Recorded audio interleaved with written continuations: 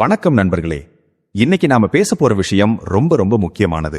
ஆனா பலரும் வெளியே பேச கூச்சப்படுற அல்லது இதெல்லாம் தப்பு அப்படின்னு ஒதுக்கி வைக்கிற ஒரு விஷயம். அதுதான் காமம். ஒரு சின்ன கேள்வி. உங்க வாழ்க்கையில எப்பவாவது ஒரு விஷயத்தை நினைச்சு ஐயோ இது வேணான்னு நினைக்கிறேன் ஆனா என்னால இதை விட முடியலையே அப்படின்னு ஃபீல் பண்ணிருக்கீங்களா? அது ஒரு தவறான பழக்கமா இருக்கலாம், ஒரு உறவா இருக்கலாம், அல்லது ஒரு அதீதமான ஆசையா இருக்கலாம்.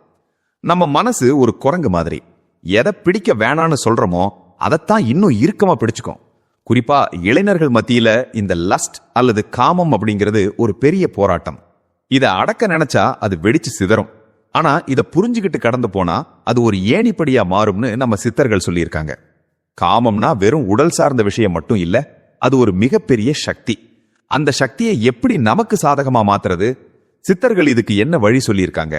இன்னைக்கு வீடியோல எந்த விதமான மத போதனையும் இல்லாம ஒரு சயின்டிபிக் அப்ரோச்லயும் சித்தர்களோட ஞானத்தோடையும் இது அலச போறோம். இது உங்க வாழ்க்கையவே மாத்தக்கூடிய ஒரு வீடியோவா அமையலாம். வாங்க வீடியோக்குள்ள போலாம்.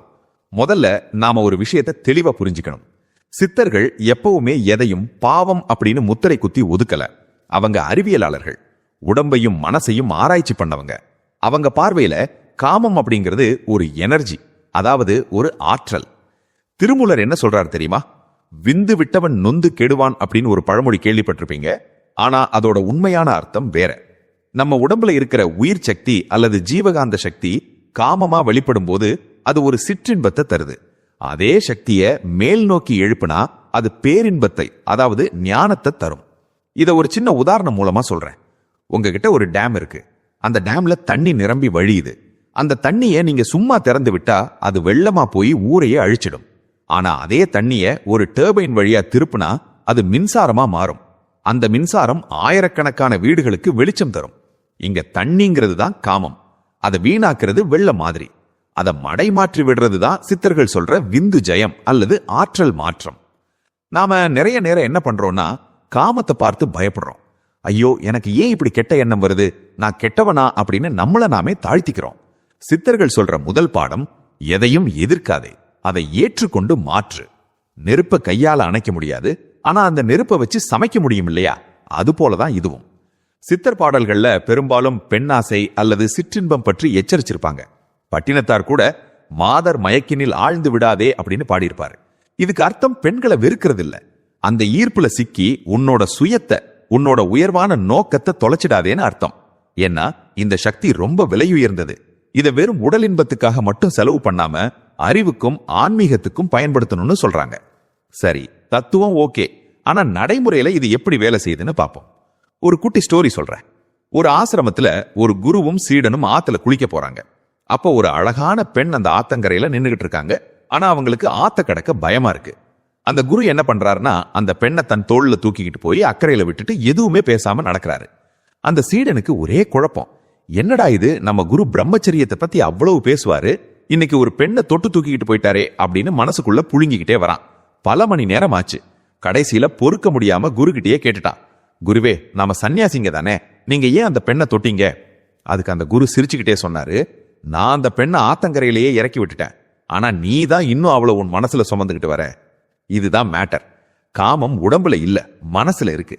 நாம எப்போ ஒரு விஷயத்தை பார்த்துட்டு அதை பத்தி திரும்ப திரும்ப யோசிக்கிறோமோ அப்பதான் அது பிரச்சனையா மாறுது. இப்ப இருக்கிற காலகட்டத்தை எடுத்துப்போம். நம்ம கையில ஸ்மார்ட் போன் இருக்கு, சோசியல் மீடியா இருக்கு. எதை திறந்தாலும் நம்மை கவர்ற மாதிரி விஷயங்கள், ரீல்ஸ், வீடியோஸ்னு எல்லாமே நம்ம டோபமைனை தூண்டுற மாதிரி தான் டிசைன் பண்ணியிருக்காங்க. இதுல சிக்கிக்காம இருக்கிறது கஷ்டம்தான். என் நண்பன் ஒருத்தன் இருந்தான். அவனுக்கு ஒரு பழக்கம், ஸ்ட்ரெஸ் வந்தா உடனே ஏதாவது அடல்ட் கண்டென்ட் பார்ப்பான். கேட்டா ரிலாக்ஸா இருக்கு மச்சான் அப்படின்னு சொல்லுவான். ஆனா கொஞ்ச நேரம் கழிச்சு பார்த்தா குற்ற உணர்ச்சியில இருப்பான். இனிமே பார்க்கவே கூடாதுன்னு சபதம் எடுப்பான். ஆனா 2 நாள் கழிச்சு மறுபடியும் அதேதான். ஏன் இப்படி நடக்குது? ஏன்னா அவன் அந்த காமத்தை அடக்க முயற்சி பண்றான். ஒரு ஸ்பிரிங்க நீங்க எவ்வளவு தூரம் அமுக்குறீங்களோ அவ்வளவு வேகமா அது மேல எழும்பி வரும். சித்தர்கள் சொல்றது அடக்காதே, அதுக்கு பதிலா அந்த கவனத்தை வேற இடத்துல திருப்பு. வள்ளலார் என்ன சொல்றாருன்னா, பசி எடுத்தா சாப்பிடுறோம், தாகம் எடுத்தா தண்ணி குடிக்கிறோம், அது இயற்கை. அதே மாதிரிதான் காமமும் ஒரு இயற்கை உந்துதல். ஆனா பசிக்குதுன்னு சொல்லி 24 மணி நேரமும் சாப்பிட்டுக்கிட்டே இருந்தா என்ன ஆகும்? உடம்பு கெட்டு போயிடும்.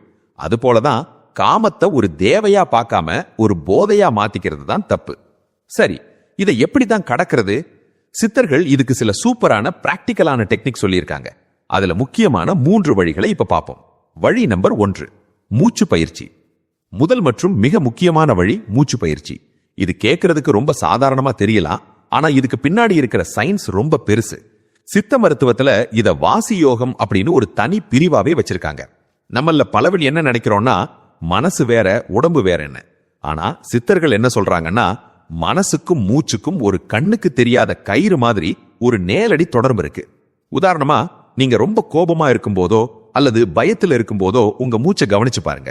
அது சீரா இருக்காது, ரொம்ப வேகமா தாறுமாறா ஓடும். அதே மாதிரிதான் உங்களுக்குள்ள காம உணர்வு தலை தூக்கும் போதும் உங்க உடம்புல ஒரு உஷ்ணம் பரவி மூச்சு காற்று வேகம் எடுக்கும்.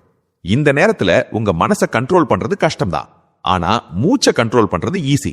இதுக்கு சித்தர்கள் சொல்ற ஒரு சீக்ரெட் டெக்னிக் தான் சந்திர நாடி சுவாசம். நம்ம மூக்குல வலது துவாரம் சூரியக்கலை ஹீட், இடது துவாரம் சந்திரக்கலை கூலிங். எப்போதெல்லாம் உங்களுக்கு அந்த தவறான எண்ணம் வருதோ அல்லது உணர்வுகளை கட்டுப்படுத்த முடியலையோ உடனே இந்த சின்ன பயிற்சியை செய்யுங்க. அமைதியா ஒரு இடத்துல உட்காருங்க. உங்க வலது கை கட்டை விரலால் வலது மூக்க ரைட் நாஸ்ட்ரல்ல மூடிக்கோங்க. இப்போ மெதுவா ஆழமா இடது மூக்கு வழியா மூச்சை உள்ள இழுங்க. பிறகு வலது மூக்கு வழியா மூச்சை வெளியே விடுங்க. இதை ஒரு 10 முறை செய்து பாருங்க. இப்படி இடது நாசி வழியா சுவாசிக்கும் போது அது சந்திரக்கலையை தூண்டிவிட்டு உடம்போட வெப்பத்தை குறைச்சு மனசை குளிர்ச்சி படுத்தும். ஒரு வண்டி வேகமா போகும்போது பிரேக் போடுற மாதிரி உங்க மனசுல ஓடுற அந்த எண்ண ஓட்டத்தை இந்த மூச்சு பயிற்சி சட்டுன்னு நிறுத்திடும். அந்த வினாடியே உங்க மனசு தெளிவாடைறத நீங்க கண் கூட உணர்வீங்க. மனசுங்கிற குரங்க அடக்க மூச்சுங்கிற கயிறை பிடிச்சா போதும். வழி நம்பர் 2, உணவே மருந்து. அடுத்த முக்கியமான விஷயம் நம்ம சாப்பாடு. பலரும் நினைக்கலாம், சார் நான் என்ன சாப்பிடுறேங்கிறதுக்கும் என் மனசுல ஓடுற எண்ணங்களுக்கும் என்ன சம்பந்தம்? பிரியாணி சாப்பிட்டா பிரியமானவன் ஆயிடுவனா அப்படின்னு நீங்க கேட்கலாம். ஆனா சித்தர்கள் அடிச்சு சொல்ற உண்மை என்னன்னா உங்க தட்டுல என்ன இருக்கோ அதுதான் உங்க தலையில மூளையில எதிரொலிக்கும். திருமூலர் ஒரு அற்புதமான விஷயத்த சொல்லியிருக்காரு. உணவே உடலாகும், உணவே மனமாகும்னு. அதாவது நாம உள்ள அனுப்புற சாப்பாடு தான் ஜீரணமாகி ரத்தமா மாறுது. அந்த ரத்தம் தான் நம்ம மூளையை இயக்குது. அப்போ அந்த சாப்பாட்டுல இருக்கிற குணம் நம்ம புத்தியையும் கண்டிப்பா பாதிக்கும் இல்லையா? நம்ம உடம்புல 3 விதமான குணங்கள் இருக்கு. சாத்வீகம், ராஜசம், தாமசம். இதுல ராஜசம் அப்படிங்கிறது வேகம், கோபம் மற்றும் இச்சை நிறைந்தது. நாம எப்போதெல்லாம் அதிகப்படியான காரம், புளிப்புறு, மசாலா கொட்டி செஞ்ச அசைவ உணவுகள் அல்லது பொரித்த உணவுகளை சாப்பிடுறோமோ அப்போ நம்ம உடம்புல இருக்கிற ராஜச குணம் தாறுமாறா எகிரும். இதை சயின்டிபிக்கா பார்க்கணும்னா இந்த மாதிரி உணவுகள் நம்ம உடம்புல இருக்கிற மெட்டபாலிசத்தை வேகப்படுத்தி உடல் வெப்பத்தை அதிகப்படுத்தும். சித்த மருத்துவத்துல இத பித்தம்னு சொல்லுவாங்க. உடம்புல உஷ்ணம் அதிகமானா அது நரம்பு மண்டலத்தை தூண்டிவிட்டு பாலியல் உணர்வுகளை கட்டுப்படுத்த முடியாத அளவுக்கு கொண்டு போயிடும். குறிப்பா இளைஞர்களுக்கு ஏற்கனவே உடம்புல ரத்தம் சூடா இருக்கும். இதுல இன்னும் நெருப்பு அள்ளி கொட்டின மாதிரி ஆயிடும். சரி, அப்போ என்னதான் சாப்பிடணும்? சித்தர்கள் நமக்கு காட்டுற வழி சாத்வீக உணவு. உங்க உடம்ப குளிர்ச்சியா வச்சுக்கிற உணவுகளை தேடி தேடி சாப்பிடுங்க. உதாரணமா வாரத்துல 2 நாளாவது கீரை சேர்த்துக்கோங்க. தினமும் மோர் குடிங்க. வாய்ப்பு கிடைக்கும் போதெல்லாம் இளநீர் சாப்பிடுங்க. பழங்கள், காய்கறிகள், நீர்ச்சத்து நிறைந்த உணவுகள் இதெல்லாம் இயற்கையாவே உடம்பு குளிர்ச்சி படுத்தும். ஒரு கார் இன்ஜின் சூடானா வண்டி ஓடாது இல்லையா? அதே மாதிரிதான் உடம்பு குளிர்ச்சியானா மனசும் தானாவி சாந்தமடையும். அமைதியான மனசுல காம எண்ணங்கள் அலைபாயாது.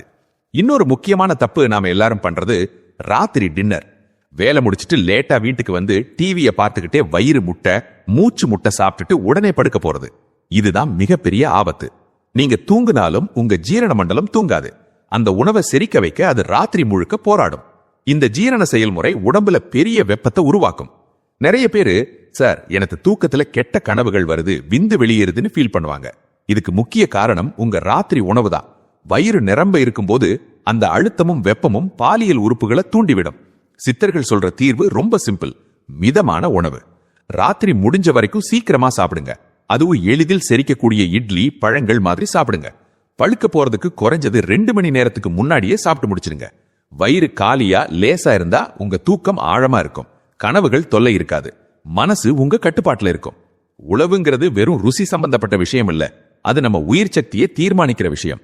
அதை மருந்தா மாத்துறதும் விஷமா மாத்துறதும் நம்ம கையில தான் இருக்கு. வழி 3, கர்மயோகம். 3வது மற்றும் மிக மிக சக்தி வாய்ந்த வழி கர்மயோகம். ஆங்கிலத்துல ஒரு பழமொழி இருக்கு, idle mind is devil's workshop அப்படின்னு. அதாவது சும்மா இருக்கிற மனசு சாத்தானின் தொழிற்சாலை. நீங்களே யோசிச்சு பாருங்க, உங்களுக்கு அந்த தவறான எண்ணங்கள் எப்போ அதிகமா வருது? பெரும்பாலும் நீங்க தனிமையில இருக்கும் போதோ அல்லது செய்யறதுக்கு உருப்படியா எந்த வேலையும் இல்லாத போதோ தான் அந்த உணர்வுகள் தலை தூக்கும். நம்ம மனசு ஒரு சின்ன குழந்தை மாதிரி. அதுகிட்ட இதை செய்யாத, அதை நினைக்காதன்னு சொன்னா அது அடம் பிடிக்கும். அதையே தான் திரும்ப திரும்ப செய்யும். ஆனா கையில ஒரு பொம்மையை கொடுத்து இதை வச்சு விளையாடுன்னு சொன்னா அதுல முழுசா மூழ்கிடும். அதே டெக்னிக் தான் இங்கேயும். மனசுக்கு தொடர்ந்து ஒரு வேலையை கொடுத்துட்டே இருக்கணும். அதுவும் ஏதோ கடமைக்கு செய்யற வேலை இல்ல, உங்களை அடுத்த லெவலுக்கு கொண்டு போற, உங்களுக்கு பிடிச்ச, உங்களை உயர்த்துற வேலை. இதுக்கு நம்ம ஊர்ல வாழ்ந்த ஒரு மாபெரும் சித்தரை உதாரணமா சொல்லலாம். போகர் சித்தர். பழனிமலையில இருக்கிற அந்த உலக புகழ்பெற்ற நவபாஷான முழுகர் சிலையை செஞ்சது இவர்தான். வரலாறு என்ன சொல்லுதுன்னா, அந்த சிலையை வடிவமைக்கும் போது அவர் சுமார் 9 வருஷங்கள் சரியா சாப்பிடல, சரியா தூங்கல. அவருக்கு பசி, தாகம், தூக்கம், காமம் இப்படி எந்த ஒரு உடல் சார்ந்த உணர்வும் தெரியலையா. ஏன் தெரியுமா? அவரோட மொத்த கவனமும் அந்த சிலையை எப்படி உயிரோட்டமா சக்தி உள்ளதா மாத்துறது அப்படிங்கிற ஒரே புள்ளியில குவிஞ்சிருந்தது. அவருக்குள்ள இருந்த அத்தனை உணர்வுகளும் அந்த சிலைக்குள்ள இறங்கிடுச்சு. இதுதான் உண்மையான ஃபோக்கஸ். உளவியல்ல இத சப்ளிமேஷன் அப்படின்னு சொல்லுவாங்க. அதாவது ஒரு தாழ்வான இச்சைய உயர்வான லட்சியமா மாத்துறது. நம்ம உடம்புல இருக்கிற செக்ஸ் எனர்ஜி அப்படிங்கிறது சாதாரணமானது இல்ல. அதுதான் படைப்பின் ஆணிவேர். ஒரு உயிரையே உருவாக்குற வல்லமை படைச்சது அந்த சக்தி. அவ்வளோ பவர்ஃபுல்லான எனர்ஜிய நீங்க வெறும் இன்பத்துக்காக வீணாக்காம அதை உங்க வாழ்க்கையை உயர்த்துற எரிபொருளா மாத்தணும். சரி, இதை எப்படி நடைமுறைப்படுத்துறது? இப்போ உங்களுக்கு ஒரு ஸ்ட்ராங்கான ஆர்வம், ஏர்ஜ் வருதுன்னு வச்சுப்போம். அந்த நிமிஷமே அந்த இடத்துல இருந்து எழுந்துடுங்க. அந்த எனர்ஜியை உடனே ஒரு வேலையில திருப்புங்க. ஜிம்முக்கு போய் வெறித்தனமா ஒர்க் அவுட் பண்ணுங்க. உங்க உடம்புல இருக்கிற அந்த தகிப்பு தசைகளை வலுவாக்க பயன்படும். அல்லது ஒரு நல்ல புத்தகத்தை எடுத்து சத்தமா படிங்க. இல்லையா, உங்களுக்கு பிடிச்ச ஒரு புது ஸ்கில்ல கத்துக்கோங்க. அது மியூசிக்கா ஆகலாம், கோடிங்கா ஆகலாம், அல்லது வரைபடமா ஆகலாம். உலகத்துல மிகப்பெரிய சாதிச்ச பல கலைஞர்கள், விஞ்ஞானிகள், விளையாட்டு வீரர்கள், இவங்க எல்லாரும் தெரிஞ்சோ தெரியாமலோ இந்த ரகசியத்தை கையாண்டவங்க தான். அவங்க தங்களுக்குள்ள இருந்த அந்த நெருப்பை காமமா செலவு பண்ணாம கிரியேட்டிவ் எனர்ஜியா மாத்தினாங்க.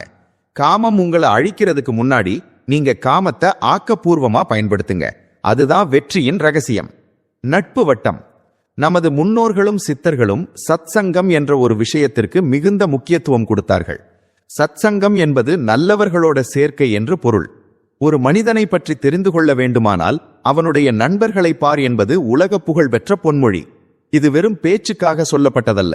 இதன் பின்னணியில் மிகப்பெரிய உளவியல் உண்மை ஒளிந்திருக்கிறது. நமது ஆழ்மனம் என்பது ஒரு பதிவு கருவி போன்றது.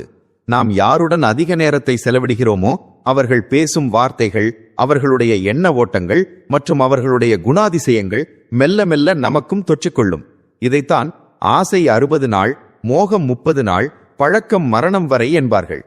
உதாரணமாக, உங்கள் நட்பு வட்டத்தில் இருப்பவர்கள் எப்பொழுதும் பெண்களை பற்றியோ அல்லது ஆபாசமான விஷயங்களை பற்றியோ அல்லது கீழ்த்தரமான கேளிக்கைகளை பற்றியே மட்டுமே பேசிக் கொண்டிருப்பவர்கள் என்று வைத்துக் கொள்வோம்.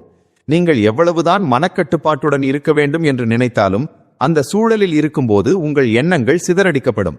நீங்கள் ஒரு மாற்றத்தை நோக்கி நகர முயலும் போது உங்களை சுற்றியுள்ளவர்கள் உங்களை மீண்டும் அதே பழைய குழிக்குள் இழுப்பார்கள். இதெல்லாம் ஒரு வயசா, எல்லாரும் பண்றது தானே, இதில் என்ன தப்பு என்ற வசீகரமான வார்த்தைகள் உங்கள் லட்சிய உறுதியை பலவீனப்படுத்தும். அத்தகைய நண்பர்களுடன் இருக்கும்போது நீங்கள் மாற நினைத்தாலும் உங்கள் ஆழ்மனம் அதற்கு ஒத்துழைக்காது. ஏனெனில் உங்கள் கண்கள் காண்பதும் காதுகள் கேட்பதும் எதிர்மறையான விஷயங்களாகவே இருக்கும்போது உங்கள் புத்தியும் அந்த திசையிலேயே வேலை செய்யும். இதற்கு மாற்றாக சித்தர்கள் காட்டிய வழிதான் நல்லோரின் சேர்க்கை.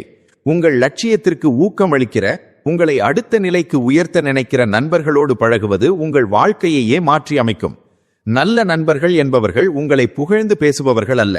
நீங்கள் தவறு செய்யும் போது அதை சுட்டிக்காட்டி உங்களை சரியான பாதைக்கு அழைத்துச் செல்பவர்களே உண்மையான நண்பர்கள். அறிவார்ந்த விஷயங்களை பேசுவது, ஆரோக்கியமான விவாதங்களை நடத்துவது, ஒருவருக்கொருவர் முன்னேற்றத்திற்கு துணையாக இருப்பது போன்ற குணங்கள் கொண்ட நண்பர்கள் உங்களுக்கு ஒரு கவசமாக இருப்பார்கள். அத்தகைய சூழலில் இருக்கும்போது உங்கள் மனக்கட்டுப்பாடு தானாகவே அதிகரிக்கும்.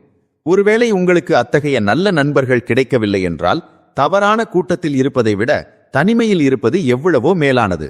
தனிமை என்பது ஒரு கொடிய விஷயம் அல்ல. அது உங்களை நீங்களே செதுக்கிக் கொள்ள கிடைக்கும் ஒரு அற்புதமான வாய்ப்பு.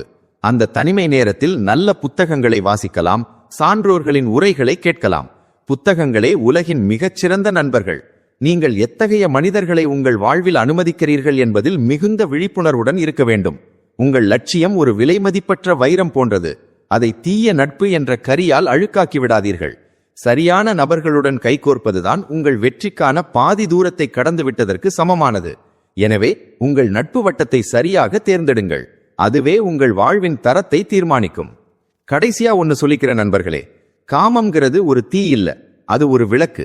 அதை கையால புடிச்சா சுடும், ஆனா அதை திரி போட்டு ஏத்துனா அது இருட்டை விரட்டும். சித்தர்கள் காமத்தை அழிக்க சொல்லல, அத காதலா, அன்பா, கருணையா, ஞானமா மாத்த சொல்றாங்க. உங்களுக்குள்ள எழும்புற அந்த உணர்வை பார்த்து குற்ற உணர்வு படாதீங்க. ஆஹா, என்கிட்ட இவ்ளோ எனர்ஜி இருக்கு, இத வச்சு நான் என்ன சாதிக்க போறேன் அப்படின்னு பாசிட்டிவா யோசிங்க. ஒவ்வொரு முறை நீங்க அந்த இச்சையை ஜெயிக்கும் போதும் உங்க மன உறுதி பல மடங்கு அதிகமாகுது. அந்த மன உறுதியை வச்சு நீங்க உலகத்துல எதை வேணா சாதிக்கலாம். வாழ்க்கைங்கிறது ஒரு பெரிய பயணம். அதுல இந்த காமங்கிறது ஒரு சின்ன வேகத்தடை மட்டும்தான். வேகத்தடையில ஏறி இறங்கும் போது கொஞ்சம் நிதானிக்கணும், அவ்வளவுதான். அங்கேயே நின்னிடக்கூடாது. சித்தர்கள் வழி நடப்போம், நம்மை நாமே செதுக்குவோம். இந்த வீடியோ உங்களுக்கு பயனுள்ளதா இருந்திருக்கும்னு நம்புறேன். இதுல சொன்ன விஷயங்கள்ல எது உங்களுக்கு புதுசா இருந்தது, அல்லது உங்களுக்கு வேற ஏதாவது டிப்ஸ் தெரியுமா? மறக்காம கமெண்ட்ல சொல்லுங்க. இதே மாதிரி வாழ்க்கைக்கு தேவையான பல பயனுள்ள தகவல்களை தெரிஞ்சுக்க நம்ம சேனலை லைக் பண்ணுங்க, சப்ஸ்கிரைப் பண்ணுங்க.